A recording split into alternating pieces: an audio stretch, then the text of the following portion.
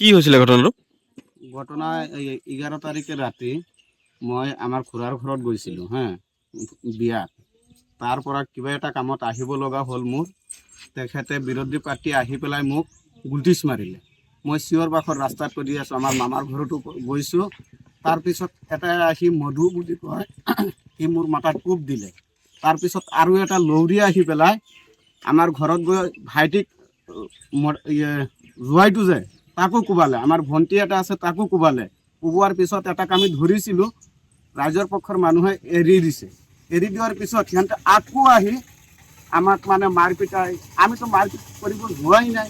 সিহঁতে আহি পেলাই দা কোঠাৰ লাখুটি লৈ আমি এটা ওলাইছোঁ আৰু মাৰি পেলাইছে, আমাৰ ঘৰত গৈ মাৰিছে।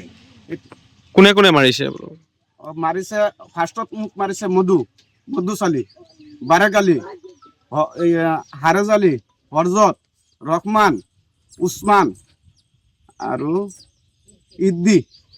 তেওঁলোকে ককাই ভাই নেকি? তেওঁলোকে চব গোটেই খোপা ককাই ভাই। তাৰপৰা এতিয়া আপোনালোকৰ কিমানজনৰ আহত হৈছে, কিমানজন ইনজুৰ হৈছে? আমাৰ এতিয়া 9জন, এজন নিহত হ'ল আৰু 8জন এতিয়াও জিন্দা আছোঁ। 2জন আহত অৱস্থাত আছে, 2জনৰ কোনো গেৰাণ্টি নাই। তো থানাত আপোনালোকে যোগাযোগ কৰিছিলে নেকি? যোগাযোগ কৰিছিলোঁ, থানাই কোনো আমাক এতিয়ালৈকে ৰেছপন্স দিয়া নাই। FIR দিছিলে? FIR দিছিলোঁ, কোনো এতিয়া যোগাযোগ কৰা নাই, কোনো এটা ৰিয়েকশ্যনো লোৱা নাই।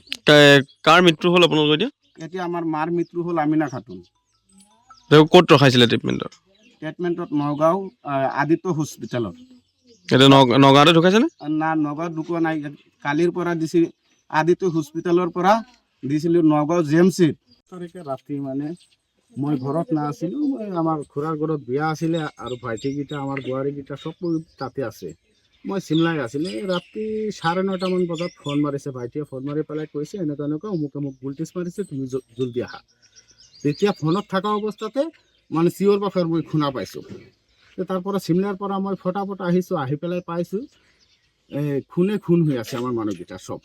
তো মই খালি গাড়ীৰ পৰা নামি পেলাই সিহঁতৰ সিফালে যাব বিচাৰিছোঁ, লগে লগে দাও জাঠি লৈ কোঠাৰ লৈ মোটামুটি চব মাৰি আছে। আৰু মই তেতিয়া গৈ পাইছোঁ, মোক লগে লগে দা দি গাত এটা মাৰিছে, ফাৰ্ষ্ট টাইম হাতত, পাছত মূৰত মাৰিলে দুটা, এইটো হাতত এইটো আঙুলিটো কাটি দিলে, পাছত মূৰত মাৰিলে দুটা।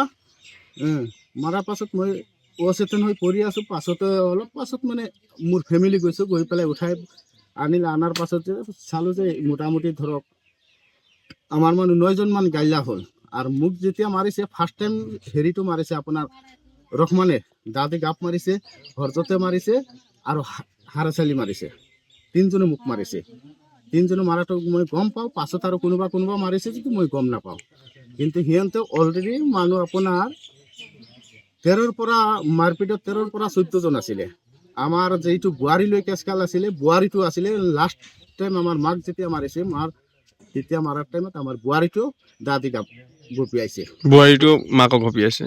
আমাৰ বোৱাৰীটোৱে মাকক গপিয়াইছে। বোৱাৰীটো কিহৰ কাজিয়া আছিলে বোৱাৰীটোৰ লগত? বোৱাৰীটোৰ লগত এইটোতো আমাৰ ভাই বোৱাৰীৰ লগত মানে সিহঁতৰ আজি 10 বছৰমান হৈ গ'ল বিয়া।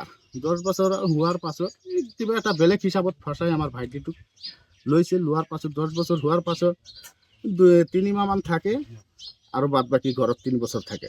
আকৌ আহে 3 মাহমান থাকে, 3 বছৰ ঘৰত থাকে। এতিয়া এনেকুৱাই খেলি মেলি কৰি থাকে। এতিয়া বৰ্তমানে আমাৰ ভাইটিটো কেৰেলাত আছিলে মাজত, কেৰেলাৰ পৰা আহিলে, আহি পেলাই 2 মাহমান থাকিলে, আকৌ বোৱাৰীজনী গুচি গ'ল। গুচি যোৱাৰ পাছত এইটো